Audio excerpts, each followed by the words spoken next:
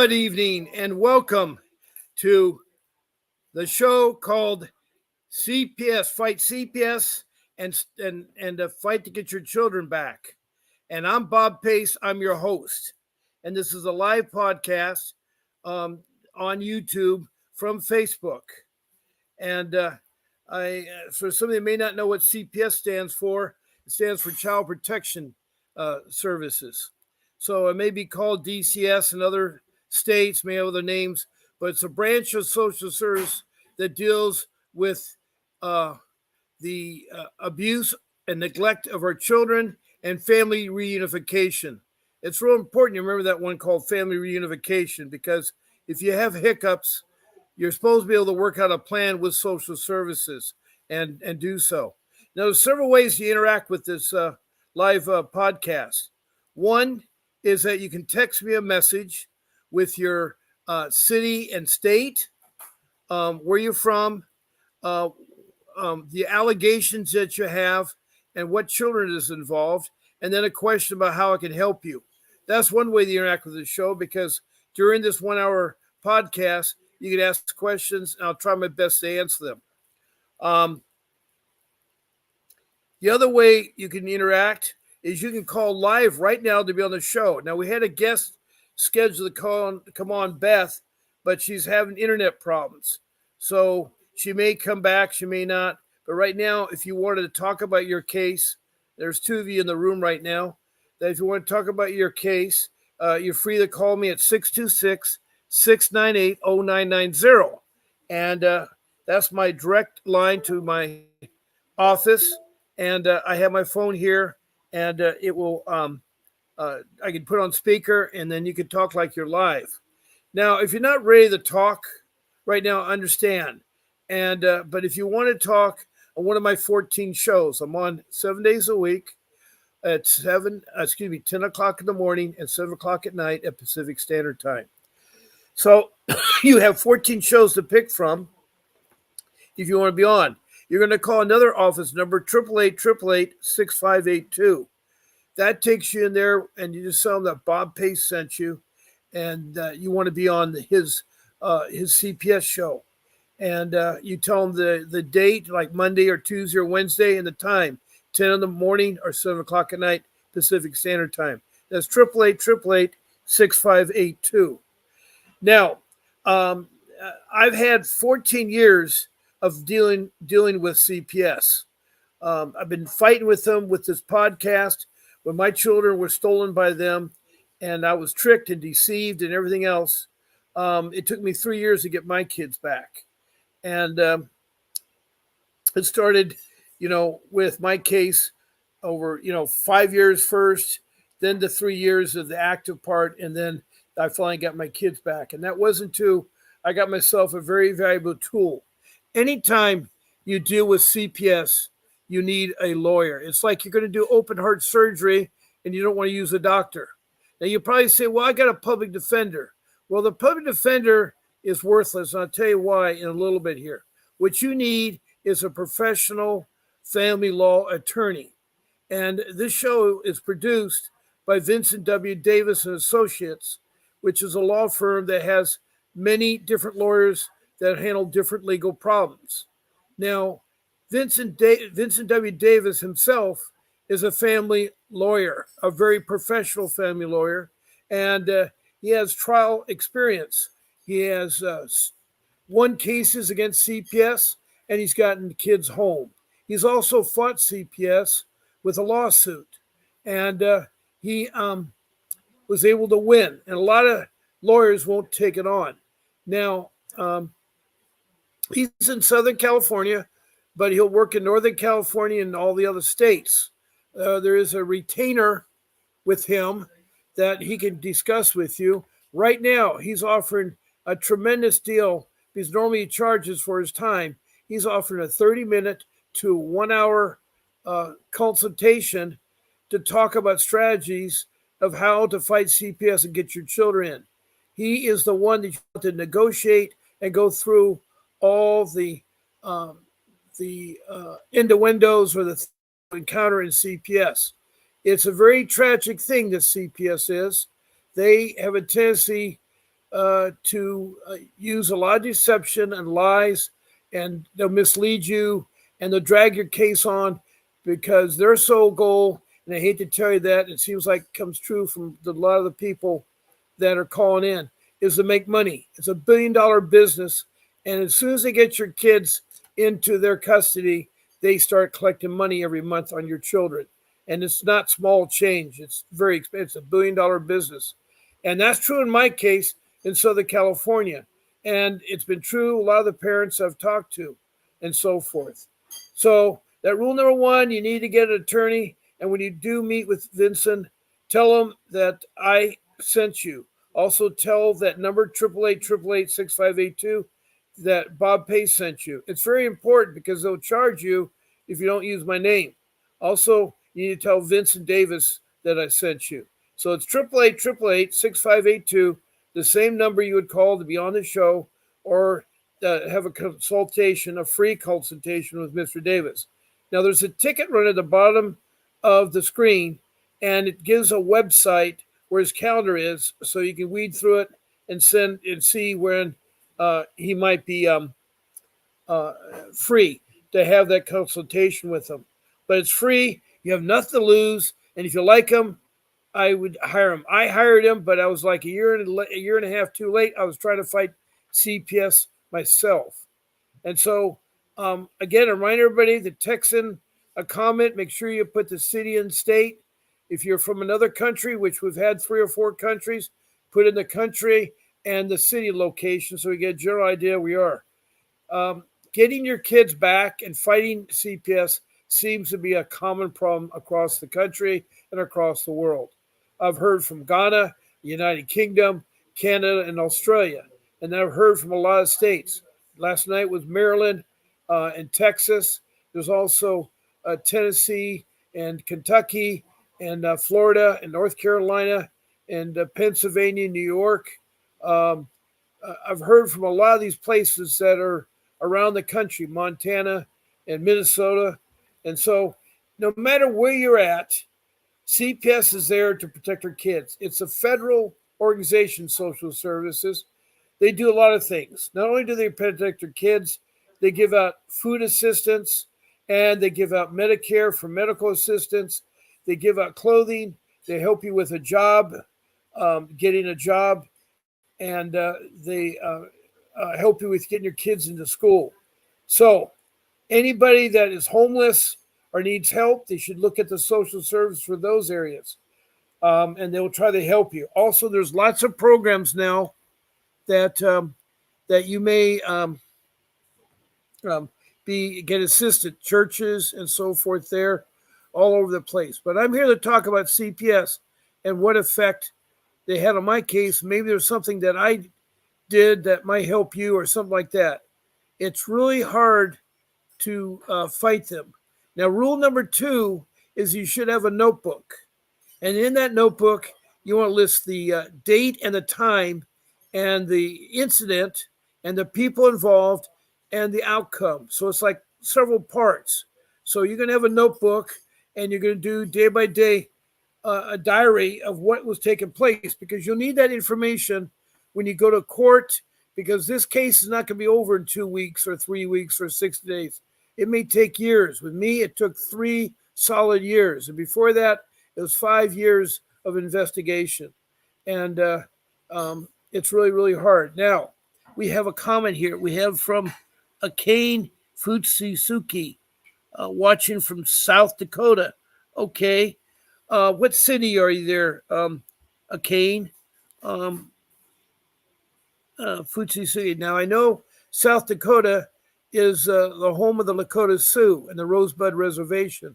And why I bring that up is that that is real important for all you people out there that are Native American Indians. I know we're all Native American when we're born here, but the Native American Indians were the first immigrants to settle. And they came long before the Vikings and the Europeans and so forth, explorers. And so anyway, they've been abused over all these years. And what happened was in 1979, they passed an act called the Indian Child Welfare Act. Indian Child Welfare Act. And that act says that CPS must find out if the parents are saying their children are Indian or they have Indian blood in them, that they must find out from the tribe if they're registered or could be registered. Now, if you're registered, it's a real simple thing. They'll write a letter to the tribe, get confirmation, and then they'll turn over the child to the Indian tribe. Why that's better than having CPS deal with them? Because they're going to try to make money off your children and they're going to drag it on for years. The Native American Indian tribes are very good at about taking care of their own and helping out the people. I'm from the Rosebud Reservation, Lakota Sioux. My great-great-grandmother is a Lakota Sioux. My grandfather was a Viking from Bergen, Norway. And that's where I get the mixtures of my blood. So my great-great-grandfather is Viking, and my great-great-grandmother is Lakota Sioux. And so they violated my constitutional rights. Now, a cane, if you tell me the city you're from, South Dakota, what your allegations are and what children involved, I'll try to help you on that there. So that's the first thing that I'm telling you, something that if you're a Native American Indian, you should know about ICWA, the Indian Child Welfare Act of 1979. And in there, they say the Indians are the childs are turned over to the Indian reservation, the rancheros, the Indian tribal areas and communities. They're turned over. And see, the Indians can run their own lands. That's why they have gambling, because it's legal on Indian land to do gambling. So, with that say there, so if you're Native American Indian or head of blood, it's real important you bring that early on, because what's going to happen after they do the allegations, they have to do the allegations within 24 hours. And then they do the investigation. And the investigation could take up to 60 days. That's where you have to find out what's wrong and so forth. And most of the time, they take your children right away because they think it's extreme. And a lot of us are going through a lot of personal problems that may make things that happen to our children through no fault of their own. You may be homeless, or you may have gone through a breakup where you're losing your spouse and they no longer want to help you take care of your children. Children are the most priceless things you can ever deal with. They're so dependent on parents growing up, because children are not born with a manual. You're not born with a manual. You don't know how to do life. And through the parents, they're supposed to set guidance, and they're supposed to set values and trust and everything else, love and nurture your children and so forth. And it's terrible, but they had to have CPS investigate the allegations, and they've been rampant. There have been a lot of bad allegations, such as a punishment for a child that's crying, the parent will bang their head against the wall. That sounds terrible, but that is true. Or they still do drugs, and the child gets the drugs out of the person, ingests it. Right now, the rule about drugs, you can't do anything with drugs until you're over the age of the child's really over the age of 21. In California, you're not allowed to drink or smoke cigarettes till you're 21, and the same thing goes for drugs. I know that medical marijuana is ready to use, but you cannot use that in front of your children. You can't have the paraphernalia, the accessories that go with marijuana in the home.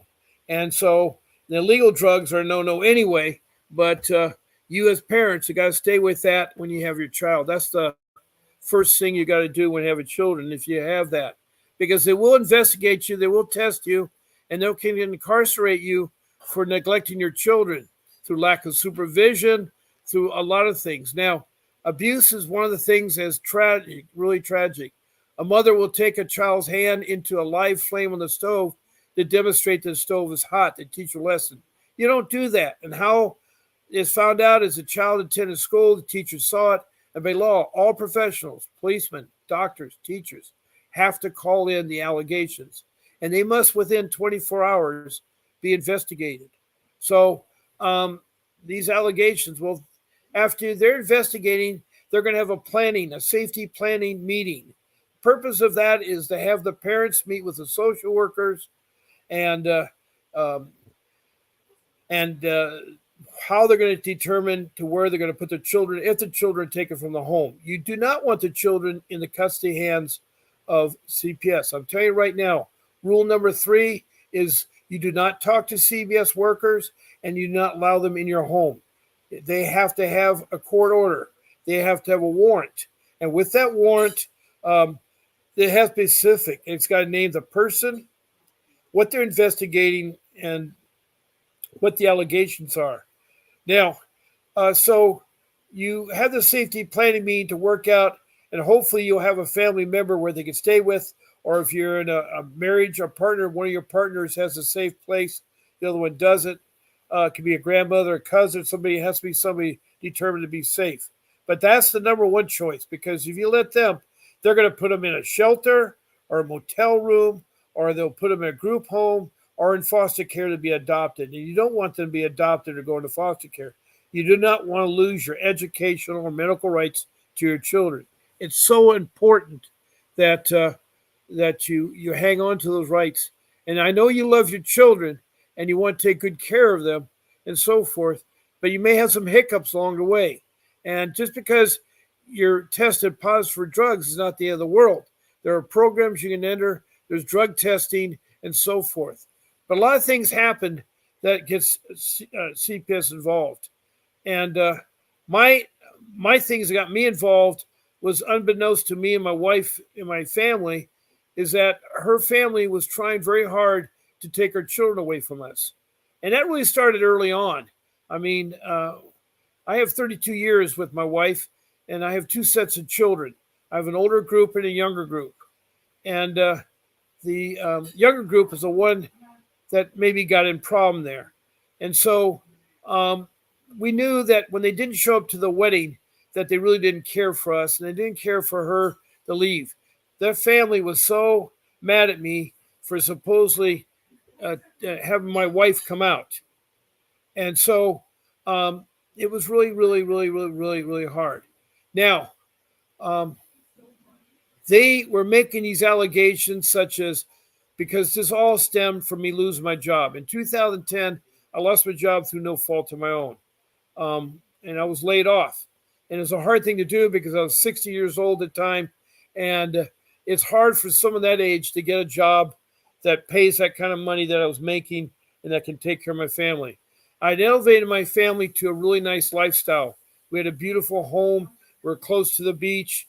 And my kids were very much involved in Boy Scouts, Girl Scouts, and soccer. One son was going to private school. The daughter was going to middle school, and the young son was going to elementary school. All these public schools and private school were straight on. My kids were taking STEM-type classes. Now, STEM stands for science, technology, engineering, and math. And that's for people that want to be engineers, that want to be scientists, and so forth. And my 2 boys wanted to be engineers in the space industry. And one wanted to be a robotic engineer. The other one wanted to be an astronaut. And so they're required to take these classes. So we are doing this. We are paying for the private education, and we're doing this good. So we do take good care of our kids. What was happening was this family members were making these allegations that weren't true, and that's the downside. I always stress that allegations should be made in writing and signed before CPS acts on it. Having someone on the phone, unless it's an extreme case, then you're going to call 911. If there's an extreme case of child abuse, you call 911. That alerts the police. The police will call the social workers, CPS, and they will come too if it involves children. So, you got to understand that. Now, I said rule number 2 was don't talk to them and don't live in your home, because they're going to try to trick you. They're going to try to use deception. They tricked me to let them in my home, and that was a mistake on my part. And so, and also talking to them because I thought they were civilized. I thought they were accountable. I thought they were accountable. I thought they were transparent and so forth. Boy, was I rudely awoken. And of course, I didn't get an attorney. That was rule number 1, to get an attorney. But rule number 2 is a notebook. Rule number 3 is don't talk to them and don't let them in your home. Those are 3 important rules. We talked about ICWA, the Indian Child Welfare Act 2. So, and I've told you about the allegations and how they come true, and then the safety plan. After the safety plan, there's more investigation because they're going to have a court appearance, a dependency court, to put your plan into effect by the judge. And the sad part about the court thing is that you're not allowed to be in court except for the time they want you to sign the plan or they give you a 1 or 2 minute time. My wife were denied her constitutional rights to be in the courtroom when our attorneys were working, their attorneys, social workers. Also, the children are kept in the dark. The children are not at the planning meeting. The children do not know what's going on. They're kept in the dark. And CPS is using alienation. My wife's family was using alienation. Alienation is where you try to separate one party from the other party. It's used a lot in custody battles where one parent is bad mouthing the other parent and try to alienate the kids from them. Kids should not be needed to take sides. Kids should be shown love from both parents, and parents should talk about issues and not yell about issues. They should not have arguments or yelling, and they should do a timeout. We've all heard out timeouts. Timeouts are used in football games, other sporting events. What timeout is, it is to take a time to address the issues and to calm down.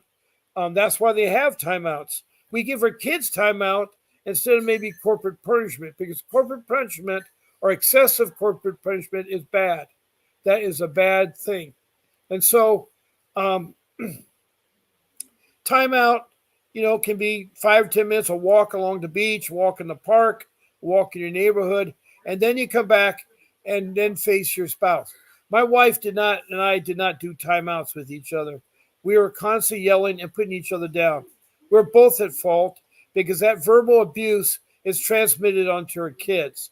That was found later in the investigation by CPS. At first, it wasn't saying anything, but verbal abuse can harm the kids. It is a form of abuse, and what it does, it puts the kids in a bad situation. They have to pick or choose, and you don't want to say it because when you start arguments, you start saying negative things. People have their boiling points, and what you want to do is that you want to be able to be civilized and talk about issues without losing your control or temper. And if it does that way, again, you should do timeout. That's real important. The timeout is. So you want to do that. So so what's happened is that as you're being investigated, say the 60 days thing, and your case is coming up, you're going to be required to take some, or not required it yet, but they're going to tell you some things you can do, some parenting classes, some other kind of programs you can get into, things like anger management, drug rehabilitation, things like that. These are programs you can get in there, and you will be tested. If you're found to be tested positive, you'll be tested for a year to be free of drugs. And so that's what your plan's going to be about. It's going to dictate everything. But when I came to the courtroom, I was allowed, my wife was allowed, we sat in the hallways, and we'd have several sessions to go through it. They would have several sessions to go through it. And we found out the judge was a judge with a background, not in family law.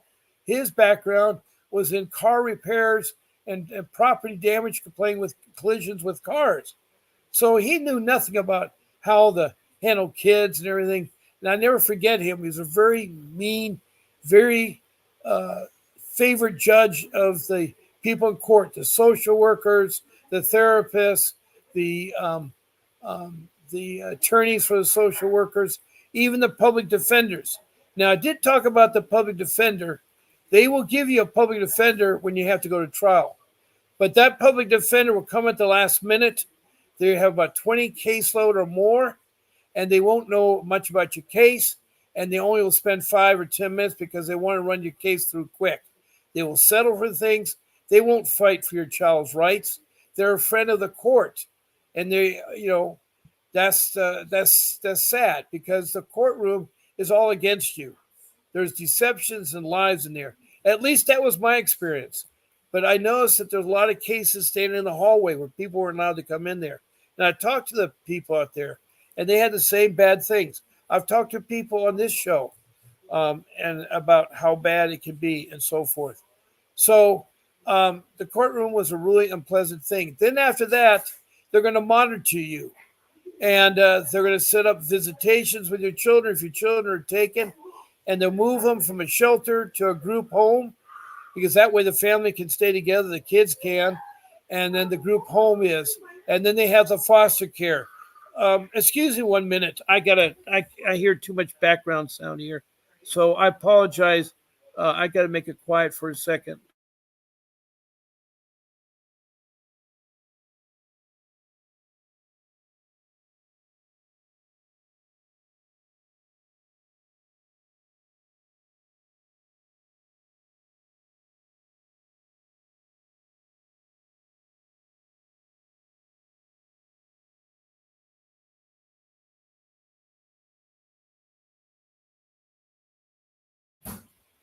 Okay, I'm back and running, and I'm sorry for the interruptions for all you listening here and the flow of things that we're trying to do here.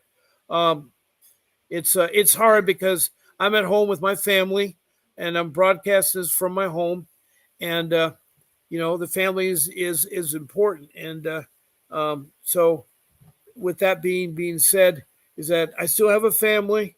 I mentioned I had two types of families. I have an older group of family, a younger group, and it's really strange. The older group is very successful in their life.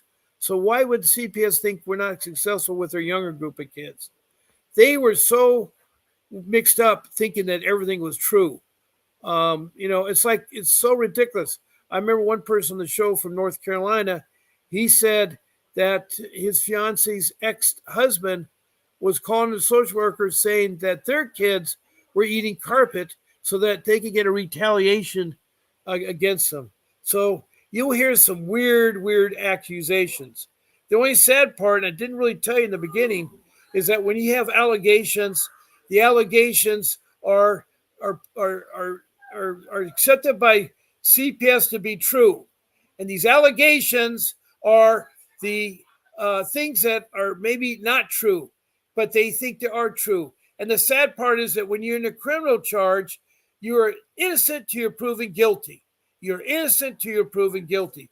But in child protection services, you're guilty until you're proven innocent. And they believe everything. The CPS workers will turn one case into extreme. And I tell you, for 5 years, I was talking to the social workers, which I wasn't supposed to, and I was trying to diffuse these ridiculous accusations like we weren't taking care of our kids by providing them food or clothing or taking them to school or not paying our bills. I showed the social workers my utility bills. I showed their grade reports that they're in school, and they were in school. They were dressed properly. They showered. They had their own room, their own castle, and they had food. My family never went starving. Yes, we were on a Spartan lifestyle because I'd lost my job and I couldn't afford the soda pop, the chips, the cookies. I could only afford a limited amount because my savings were running out. And I had a perfect storm brewing in my case. This perfect storm was brewing where not only did I lose my job through no fault of my own, I had a predatory loan that was given to me. I was had a hard time making the payments. And on top of that, half of my savings after working 40 years was lost. And it was because of bad investment. The banks were folding because of the predatory loans. It was a ripple effect.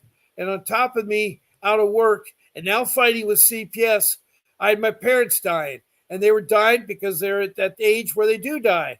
And they wanted me to do something that had a great bearing on their case and what I was formally charged with, my wife and I were charged with. And that was my parents' belongings. My parents' belongings, they want me to liquidate it or give them to family and friends. And so one weekend before I was involved with CPS, I took my daughter, who volunteered to help me load up the U-Haul truck of my mom's and dad's things they wanted to give to family members, relatives. I had no other family members here where I lived in Southern California. And my only family member was in assisted living, and she couldn't really help. My other family member was in Hawaii, and it's really expensive, and to fly back, plus she had her family, and she had to take care of her kids and so forth. Other family members were across the country. So I took these belongings and I placed them on my car apron in front of the garage with tarps over them. I thought that'd be fine. They're protected from the sun, and I thought I could sort of go through them. But within a week, I live in a not gated community, a private community, and that community has CCNRs, and they told me you had to take the stuff out of sight. They did not want to see that stuff. So I had no choice, and the garage were full of 3 cars in the garage and vehicles. And so I had really no room in the garage. So I had my house. It was a big house. It was over 3,700 square feet. It was 2 stories, high voltage ceilings. It was built in 2004, so it's fairly new. It had a walk-in swimming pool, and it had a jacuzzi. It had a English garden on one side and a jungle, a tropical garden in the back, and then it had my 2 Siberian Huskies on the other side. So we had a family. It was close to the beach and a beautiful home. And all this perfect storm was doing was I was going to get killed by this because I had to fight CPS. And at first, I was fighting them right away when they did things or I found out about things. This thing, they got into my home because they used deception. What they did is they enlisted the help of the local police. And I'm telling you right now, the local police can be intimidated, and CPS uses the police and dupes them to think they can do things. So what happened was I was picking up my son and then going to go pick up my wife, and the detective followed me for quite some time. It was about 15 minutes. And then all I noticed is a black and white went by me really quick and then make a radical U-turn and came up behind me with his lights on. I said, geez, what have I done? I looked at my son, John. I said, we didn't run any lights or anything. And so the policeman comes up. I said, hey, officer, what can I do for you? He said, his first words out of his mouth was, I'm here to pull you over because you did this or that. He said, you ran a stop sign. And he was mad. I mean, he was just, I said, geez, why is this guy? He said, I had 3 traffic lights. I maneuvered okay. And the stop sign he's referring to is back at my son's school. And if the detective who was following me, he should have pulled me over 10 minutes ago. And usually they do that. And I should, if I knew then, I should say, officer, give me the ticket. We'll fight it in court. I should never talk to the detective. I didn't have to. He didn't have a warrant. But the officer said that, and he said, well, there's a gentleman behind you that will talk to you about it. So here comes a guy with combat boots, compact fatigues, looking like, he's the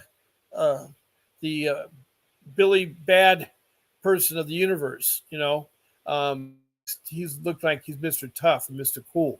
He had his badges on, and he said to me, not even talking about the stop sign, he said, you're coming with me to your home. I said, why? And he says, you're coming with me. So what they do is they violate your constitutional rights. They're supposed to introduce themselves. I'm Officer so-and-so.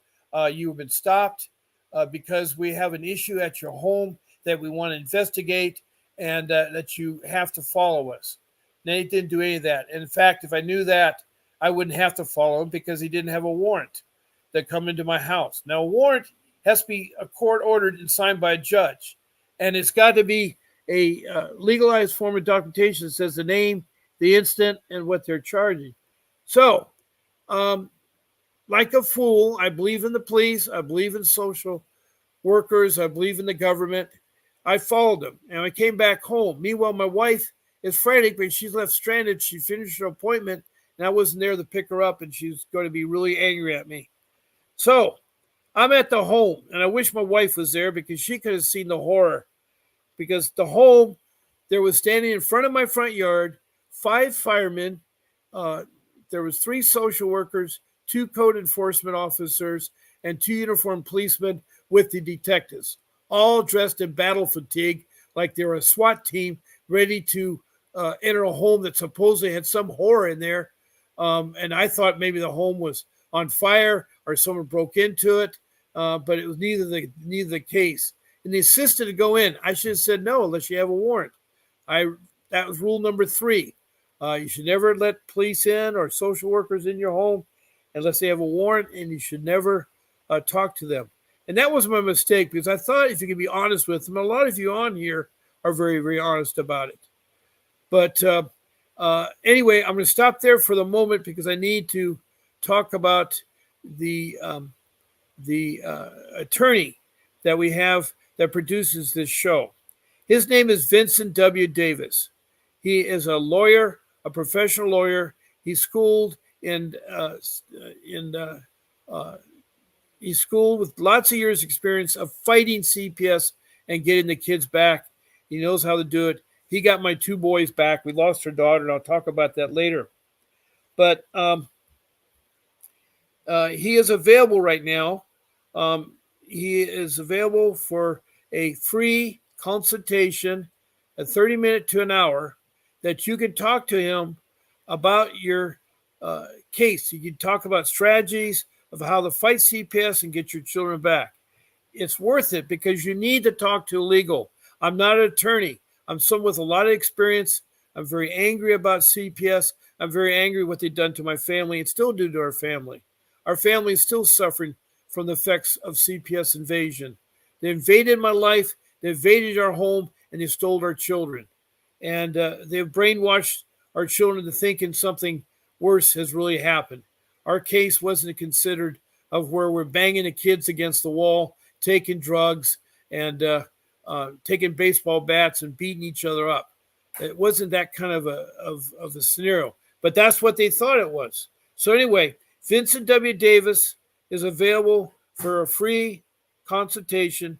You're going to call into the office at 888-888-6582. Ask to speak to Mr. Davis for a free consultation. It's very important when you call in that you say that Bob Pace is sent you, and use that because that will get you your free session. And so it's important. Also, I'd like to point out that if you want to talk, and if you listeners now want to talk, you can call into my office phone. It's 626-698-0990. And that's available during the show. And you can call and be a speaker on the show about your case. I'll put on speakerphone and you can talk anything about your case and I'll try to help you. Also, if you're not ready, you can call in to 888-888-6582 and schedule a time to be a guest on the show. My shows are 14 shows a week. They're on at 10 o'clock in the morning and 7 o'clock at night. They're 1 hour, and it's on Pacific Standard Time. On Sunday, my show starts a half an hour later at 10:30. There's another show on before that. That's why they need the room there. So it's important that you can talk because maybe there's some things you can help me or help other people and so forth. So keep texting in comments. Make sure that you put your name and your city and your country code. I still don't know the city that the South Dakota person is from. With the name Suzuki, it's almost Japanese. I thought maybe it was a Lakota Sioux. But anyway, there's several avenues you can do that.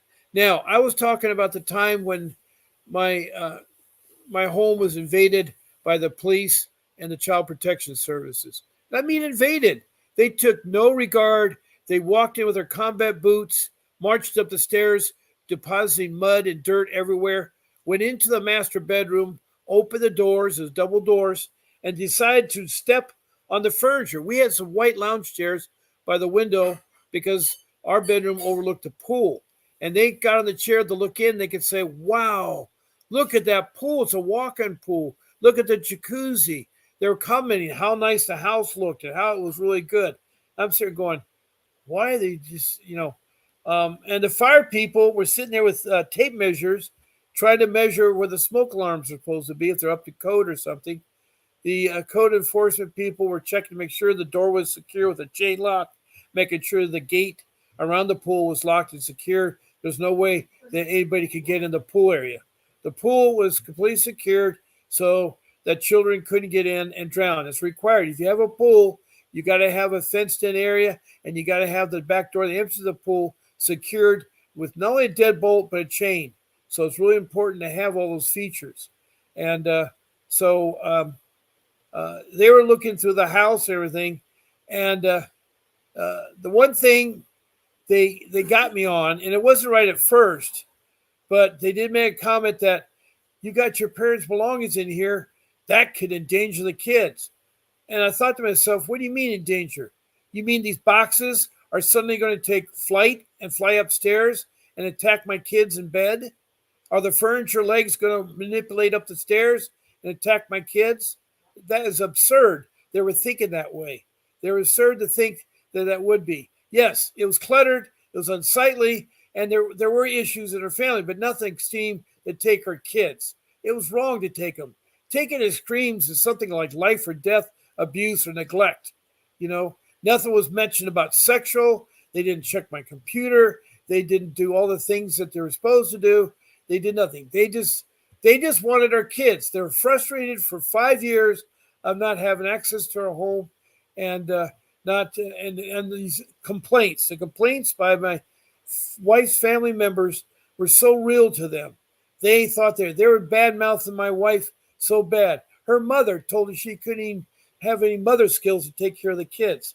They were saying that she lacked supervision, and we didn't take. They were accusing us of not feeding the kids, bathing the kids, or getting to schools. Our kids were well fed, and our kids were dressed, and they were taken to school. I personally took to school. My wife took the kids to school. She personally worked with them their homework. They were getting A's and B's. If there's an indication that the education wasn't very good, then they would have poor grades. They'd have truancies at school. Our kids never missed a day of school. They were always there on time. They were heavily involved in the community. We had Boy Scouts and Girl Scouts involved with them. We also had AYSO soccer, and all three of them played soccer. And we tried to get involved. We as parents would show up to the back to school nights, the parent conferences. A lot of parents wouldn't take the time to do that. They're too busy. They don't care. But we're one of few parents, like maybe 1 or 2% of the parents come to school. So we did that. When our kids had performances, we hear them play the piano or play an instrument like the violin or something, or they're in plays or carnivals. We always encourage your kids to be active in school besides schooling. And then when we met with the teacher says her kids were great. Nothing that she'd recognize that they were neglected or abused. And so here I was trying to tell these social workers, you're wrong, you're wrong, you're wrong. And I wrote to them numerous emails, rebuttals. I even had meetings, even with the top head honcho of the CPS part. He works out of a Taj Mahal of a building, state-of-the-art architectural, glass windows, all the modern architectural things that look something like out of medieval art or something. It's like it's very, very expensive, and they got it because they get all the money from your kids. Our social worker was so bad; she was so young. The social workers don't have college degrees. They don't have a license or a certificate. They're allowed to work with a family and don't even have a mentor program. They haven't been there. I think social workers should be mentored for 10 years. They should work with an experienced social worker for 10 years, and then they can become a social worker and work alone. But we had this young social worker, a young girl. Every time I met with her, she said, see my Gucci purse? See my makeup? See all my earrings, my eyelashes? And she talked about her BMW car. They get bonuses. The CPS give bonuses as a drive to falsify information things. She'd make up so much stories. Every time we have a monitor visit, it would be exaggerated, and she'd give us less and less time with her kids. And so bad that her daughter used to be with my wife to talk and visit and stuff, and they took away my wife's right. And you're not allowed to talk about the case. You can't tell your kids, we love you, we're there for you, we're doing all these programs, things out. They taught my kids how not to love their parents. They were told to put their hands at their side and not put around. They were told not to love their parents. And that is wrong. CPS is breaking up families. CPS is not doing family reconciliation, meaning that bringing the family together. They're anti-family. They think every family is drugged out and beats their kids. And so they treat them like that. And a lot of you may be homeless, or you may be a hiccup or two, but you can do that. Or your spouse may have left you and you're a single mom or a single dad raising kids. We had one father from Alaska talking on the show. He loves his kids so much. He's living in a tent in Alaska, a tent, eighth of an inch thick fabric. You know how cold that must be in Alaska when they're down in the 30s and 20s? That is, and he loved his kids. I've had so many parents on here that love their kids. They say how much they love the kids and they do anything to get them back. Some of them, are really lost. They really are lost and they didn't get an attorney or they got the public defender and the public defender lied and cheated. And by the way, if you have to get a public defender and you don't like how they're performing, ask for another one and another one, another one. One guy on here said he had 37 public defenders till he finally got one that'd do his job. They're not going to like that. You need to exercise your constitutional rights. Look at the 14th Amendment. It's not all about resurrection with Donald Trump. It's about your rights. There's a lot of good things in the 14th Amendment. And I didn't mean to bring politics into this, but everybody right now in the news knows what is going on. And, we really have a lot going on with social services, too. We have the immigration of people coming from South America, China, Africa, all around the world are coming in. Why do they want to come to U.S.? Well, we're the only country that gives you free food, free medical, free schooling for your kids, free shelter, free clothing, and will help you get a job. And the jobs right now you can start at McDonald's at $16.50. They're lucky if they make $16 a week where they're from. And here in 1 hour, they can make $16.50. And that's in Southern California. I know other states there's different, but they're trying to elevate the money. But all that does is raise your food prices. And now McDonald's is no longer affordable. McDonald's costs more. I can't believe, one meal is $15 at McDonald's. And it's really, really, really, really sad. But there's a lot that's happening out there. And my case was a hard case. It's a very emotional case. And I feel I lost my family with them because it pitted us against each other because a lot of times they didn't recognize that it was because of family members downplaying us as parents, making us look bad. And when your own mother tells her daughter that you're not a good mom, how does that make you feel, all your mothers out there? You're not born with a manual. And my wife never demonstrated any wrongdoing. She's a loving, caring person. She has a strong interest in religion, and she follows it very heavily. Her faith in God has helped her. But it's still very frustrating. It still hurts because our daughter was kidnapped and stolen by CPS. And how she was talked to and brainwashed to think that CPS would be adopted the way they do. And our attorney, Vincent Davis, did get back her two boys. But her daughter, at 12 years old, was convinced to divorce her parents, divorce her brothers, her grandmother, her grandfather. She had two grandfathers, two grandmothers, and she had all these brothers and sisters. And she was forced to divorce them. And on top of that, she changed her name, and she had her birth certificate sealed so that you wouldn't know if she was born to us or not. And so with that said, it was really tragic, and it still hurts us. There isn't a night that I don't pray to my daughter. There isn't a day, social occasion goodbyes, I don't text a message to my daughter that is missing, And that's a hard thing as a parent, to have your child brainwashed and then have the social workers beat their chest on how much money they make or what revenge they got from because we were fighting for our rights. They gave us to see a family therapist. And then the social worker said, this is all you can discuss. You can't discuss that if mother and dad want to discuss about their family problems with each other. She wasn't allowed to do so. She had to. And they had all kinds of weird stuff.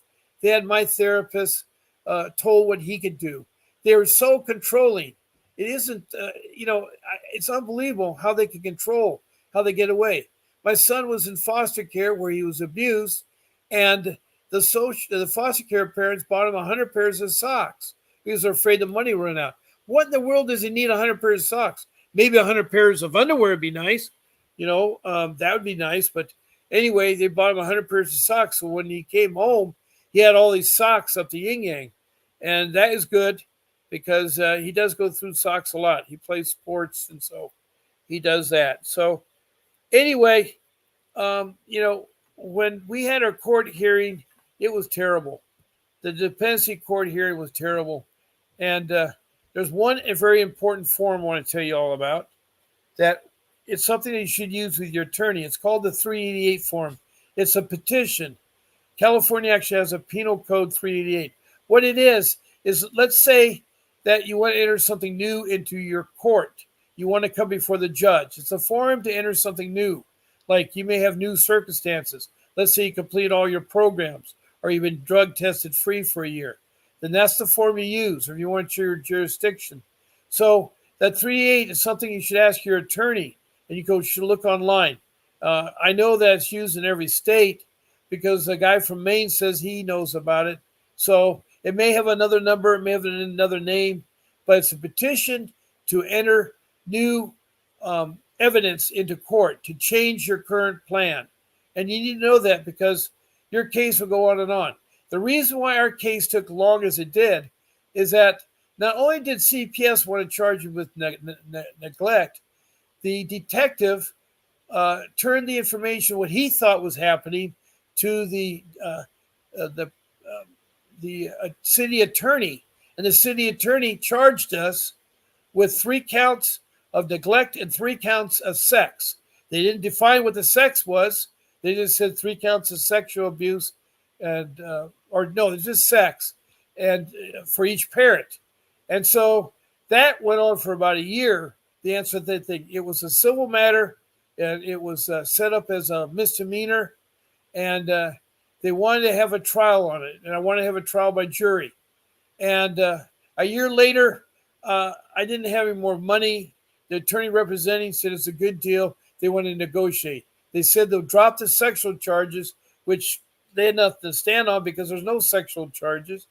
And we could have had the jury, but instead of putting my family through all that mess of going before the judge and going through the court hearings, I can see my children, my wife, all going through that thing there. I said, well, if you drop the charges against my wife, the 3 negligent charges and 3 sexual charges, and drop the 3 sex charges against me, I'll accept the negligence. And that was written in that the furniture that was in the home, Mr. Pace neglected his children because he possibly could endanger them with boxes of furniture stacked. Possibly. And that's the way it reads. The only problem is it's looped into a general thing. And for a year, I had to go through with a probation officer. I had to get drug tested every week. I had to get a house inspected every week. I had to take all kinds of classes, which I didn't mind, but they're at my expense. I had to pay for gas to get those classes. I had to pay fees for those classes. And so nothing was ever free in CPS, by the way. You as parents have to pay for everything. They did provide free monitoring. That was one thing that was nice, but they could have charged for that. But they know we're low income. And they did give us bus passes. They gave us bus passes. And but the food stamps and the medical, all that stuff was a separate department. And that's who social services with the families. So right now we have about 7 minutes left. I see no new comments here except for the one from Kane Futsuzuki there. And I wish you'd told me what city you were in South Dakota and what your allegations were. I don't know. I get a lot of these text messages from people that want to be creative and use names and a waste of time of the room. And I don't know what kicks they get because CPS should be taken seriously. And I hate to badmouth CPS because they're necessary, but they need to show respect. They need to, really believe in family reunification. They need to believe in that. And they need to stop taking our children and abusing our children. My son was scolded in the home for wanting to drink too much orange juice. He had points that were taken away from him. Very traumatic. My kids were traumatized in the group home. And it was run by Boys Town. And Boys Town is a good organization that's set up for children that don't have moms and dads. But this group home was run by them. and we were mom and dad, and they were trying to run our children like they didn't have a mom and dad, and there was no really good supervision because they had a little child running around the house, and they had another one on the way. So they're taking care of 6 children plus their two, one on the way, one there. So that's a lot of people to have in there, and they were young and inexperienced. They really don't know how to take care of a home or be parents. This is the thing: is no one is born with the knowledge of how to deal with life, how to work in life, or to take care of your children. I mean, we go to school to learn. We learn government. We learn about the legislative, the judiciary, and the executive branches of our government and how they work. And today on the politics, you can see a lot of it happening right now because we have uh, probably the first time in years they have a weird election taking place. And what I mean by that is that no one's feeling good about things. And also, we have an upswing of violence. We have so much violence in this country. And a lot of it is tribute from people outside. But we need to close our borders. We need to continue building that wall that President Trump started. We need to close the borders and have it regulated. And there's ideas you can do that. Again, they are taxing social service and taxing CPS benefits that you're entitled to. We need to have CPS be transparent and be honest. We need to elect a judge that goes in the dependency court. That judge is very important. This is election year. So in November, when we vote for our judges, we need to say what judge we want in there. We want someone that is a family law attorney in the dependency court judges. We don't need people that don't know the law about families. We need people that are seasonal. We need people that care about families. Not all parents are bad. Not all the things they've done are awful and can't be repaired. We love our kids, and I can hear it from the parents who have talked to me numerous times on the show, how much they love their kids. From grandparents that want their grandchildren and their own children have abandoned them. There is horror stories of children. They're being used, sexually exploited for prostitution and for pictures taken for, I don't know, for money or gratification. There's bad things there too. And we have a slave trade going with children right now where I live. We're the number one area for abduction of young children into the slave world. And in the slave world, they serve as domestic servants or they serve as prostitution. They're put into prostitution and they have a nightmare of a time getting back or getting claimed. There's so many horror stories I've seen where kids are taken in worldwide. It is really a worldwide problem. And so I want everybody to know that I feel for you. I care about you as a person. You will work it out. You have to stay, you got to stay on it. You got to educate yourself. And again, you need to think about an attorney. And right now we have an attorney, Vincent W. Davis, that is offering a free consultation for 30 minutes up to an hour. He's a professional family law attorney with trial experience. He has done numerous cases of fighting CPS and getting the children returned. He works in Southern California, but he works in Northern California and all the other states. Right now, he's offering a free 30-minute to 1 hour consultation for him to sit with you and discuss and strategize how to fight CPS and how to get your children. He can navigate through the muck wire, the web of CPS. It is so full of so many things you cannot find. You cannot do open heart surgery on yourself. You need a professional like a doctor. Same goes for this. You need that attorney. Also, I'd like you all to call in and schedule a time to be on the show. I'm on 14 times a week, and lost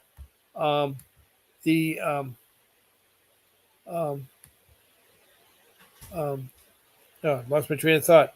The show is open to people with CPS matters. If you have a CPS matter, I want to hear the good ones as well as the bad ones. And you call in 888-888-6582 and you speak to the office. Make sure that you tell them that Bob Pace sent you. That's the same number you hire Vincent Davis, 888-888-6582. Again, it's the key that you tell them Bob Pace sent you. Also, when you see Mr. Davis, tell them Bob Pace sent you. Now, when you call in, you pick a show. There are 14 of them, Monday through Sunday, twice a day. And just pick the one you want to be on. And I'd love to have you. Okay? We do have a number you can call in live. I'm going to take it off because we're running out of time right now. And I can't take any calls. And we've run pretty much out of time. So I'm going to end with that. Don't forget those 3 rules. Rule 1, have an attorney. Rule 2, have a notebook. Rule 3, do not talk to CPS workers or let them in your home. It goes for the police too. So best of luck. Don't give up fighting for your kids. They're precious, and they really do care about you. You care about them. I know you love them, and you do it most better. I want you to have the best of luck in the new year. I want you to have much success and happiness. And I'll see you tomorrow's show if you want to be on. And this is God bless y'all. And this is Bob Pace signing off.